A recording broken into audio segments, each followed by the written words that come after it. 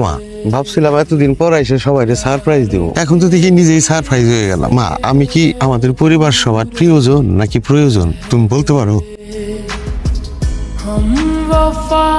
তোরে ওই সময় কথাটা বলা আমার ঠিক হয় না। ঠিক হয় নাই মানে?